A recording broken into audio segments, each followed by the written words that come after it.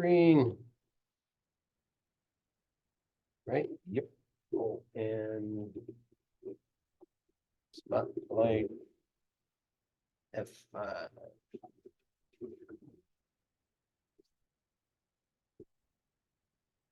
Yep, go ahead. Scrambled Eggs Super by Dr. Seuss. I don't like to brag and I don't like to boast, say Peter T. Hooper. But speaking of toast and speaking of kitchens and ketchup and cake and kettles and stoves and the stuff people bake. Well, I don't like to brag, but I'm telling you, Liz, that speaking of cooks, I'm the best that there is. Why, only last Tuesday, when Mother was out, I really cooked something worth talking about. You see, I was sitting here, resting my legs, and I happened to pick up a couple of eggs. And I sort of got thinking it's sort of a shame that scrambled eggs always taste always the same. And that's because ever since goodness knows when, they've always been made from the eggs of a hen. Just a plain common hen. When what a dumb things to use with all of the other fine eggs you could choose. And so I decided that just for a change, I scramble a new kind of egg on the range. Some fine fancy eggs that no other cook cooks. Like the egg of a ruffle-necked salamagoose, a salamagoose say they should be good. So I went out and found some as quick as I could. And while I was lugging them back to the house, I happened to notice a teasel-top goose in a tree down the street, and I knew from her looks that her egg and the egg of the salamagoose ought to mix mighty well, ought to taste simply super when scrambled together by Peter T. Hooper. So I took those eggs home and I freezed them up, and I added some sugar to third of a cup and a small pinch of pepper, and also a pound of horseradish sauce that was sitting around, and also some nuts.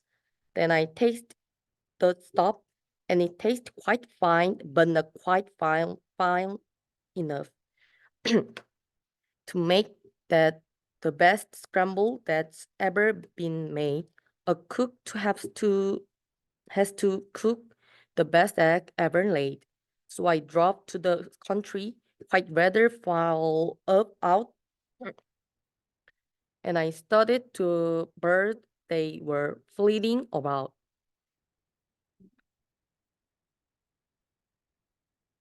Go ahead. I looked with I looked with great care at the mock noodle finch. I looked at the big bald-headed grinch. And also, I looked at the shade roasting quail who was roasting right under a lash of bag's tail. And I looked at the screech and a funnel-winged jay. But I just didn't stop. I kept right on my way. 'Cause they didn't have eggs. They weren't laying that day. Then suddenly, boy, up the hill a short space. Bird, they were laying all over the place. Great happy gay families with uncles and cousins are laying fine strictly fresh eggs by the dozens. Why, I'd have a scramble more super than super. Scrambled egg super de duper de booper. Special deluxe a la Peter T. Hooper.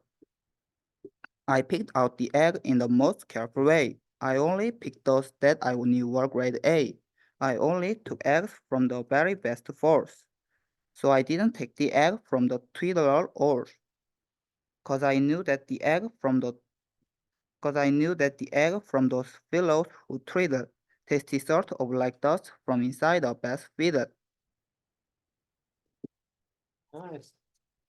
So next two parts for me.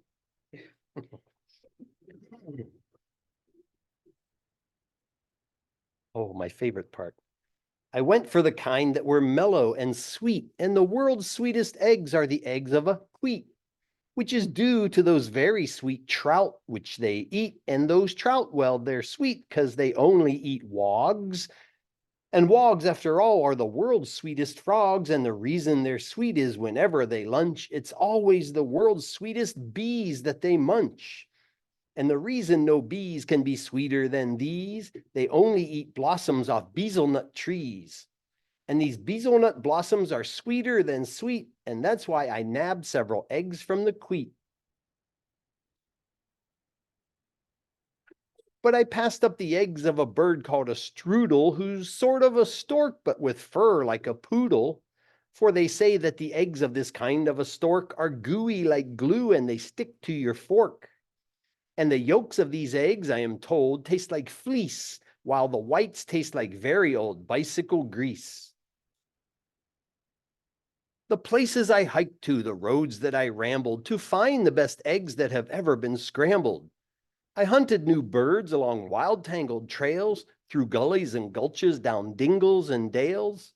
I wriggled my way and I crawled at a creep through a forest of ferns that was 40 miles deep.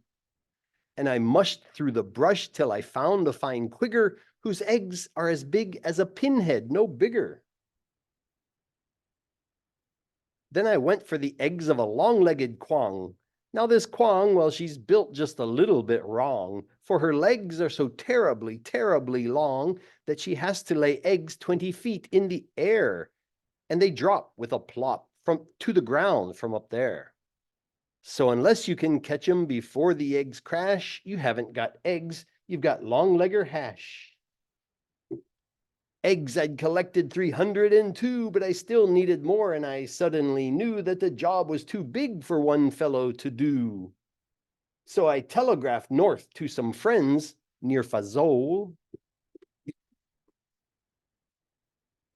which is 10 miles or so just beyond the North Pole, and they all of them jump in their catamaran, which is sort of a boat made of sea leopard's hide, which they sail out to sea to go looking for rice, which is sort of a bird which lays eggs on the ice, which they grab with a tool which is known as a squeech, cause those eggs are too cold to be touched without which.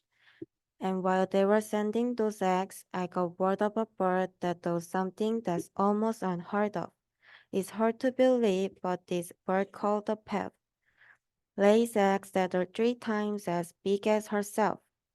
How that pet ever learned such a difficult trick, I never found out, but I found it that quick, and I managed to get it down out of the nest and home to the kitchen along with the rest. But I didn't stop then, 'cause I knew of some dogs by the name of the single by 점진 dogs. Who stroll single file through the mountain of jumps, quite orderly enough, with their egg on their thumbs. And some fellow in jumps who I happen to know just happened to capture 1,000 or so. And they wrap up their egg and they mail them by air. Marked special delivery, handled with care. I needed more helper, and so for assistance, I called a fellow named Ellie long distance. And Ellie, as soon as he hung up the phone, picked up a small basket and started alone to climb the steep crack and the jag of Mount Struku to patch me the egg of a Struku cuckoo. Now these Mount Struku cuckoo are rather small gals, but this Mount Struku cuckoo have looks big pals. They dive from the sky with wild cackling streaks, and they jab at his leg and they strap at his cheek with their yarmling, cameling, harmeling bricks. But Ali, brave Ali, he fought his way through, and he sent me that egg as I knew he would do. For my scrambled egg, super de duper de booper, special deluxe a la Peter T. Hooper. In the meanwhile, of course, I was keeping really busy collecting the egg of a three-eyelash tiji. They are quite hard to reach, so I rode to the top of a hamika, snimika, snamika, snob. Then I found a great flock of southwest-facing cranes, and I guess they've got something that's wrong with their brains. For this kind of crane, when she's guarding her nest, we'll always stand facing precisely southwest. So to get those eggs wasn't hard in the least. I came from behind, from precisely northeast, and I captured the egg of a prickly cactus, who lays them high in a prickly cactus. Then I went for some gifs. They were exactly like joffs, but the gifs live on cliffs and the joffs live on bluffs. And seeing how bluffs are exactly like cliffs is mightily hard telling the joffs from the gifs. But I know that the egg that I got from the bluffs, if it wasn't a gif from the cliffs, was a joffs. Okay. Guess it's all me now. Now I needed the egg of a moth-watching sneth, who's a bird who's so big she scares people to death. And this awful big bird, well, the reason they name her the moth-watching sneth is because that's how they tame her. She likes watching moths, sort of quiets her mind, and while she is watching, you sneak up behind and you yank out her egg. So I got one, of course, with the help of some friends and a very fast horse. If you want to get eggs you can't buy at a store, you have to do things never thought of before. Why, to get at the egg of one very small doff, we had to pry all of one mountaintop off. Then I heard of some birds who lay eggs, if you please, that taste like the air in the holes of Swiss cheese, and they live in big Zanzibar trees. So I ordered a treeful. The job was immense, but I needed those eggs and said, hang the expense. I still needed one more and I saved it for last, the egg of the frightful bombastic aghast. And that bird is so mean and that bird is so fast that I had to escape on a Jilica jast. A fleet-footed beast who can run like a deer, but looks sort of different. You steer him by ear.